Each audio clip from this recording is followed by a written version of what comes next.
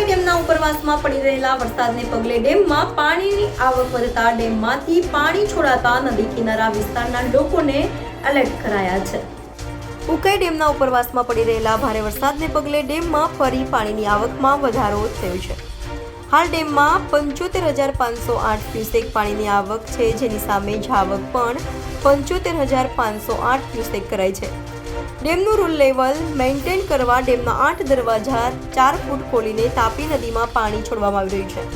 તો હાલ ડેમની સપાટી 335.5 ફૂટ નોંધાઈ છે, તો ડેમની ભયજનક સપાટી 345 ફૂટ છે। ડેમમાંથી પાણી છોડાતા નદી કિનારાના ગામોને તંત્ર દ્વારા એલર્ટ કરાયા છે, સાથે તંત્ર દ્વારા મોનિટરિંગ પણ કરાઈ રહ્યું છે।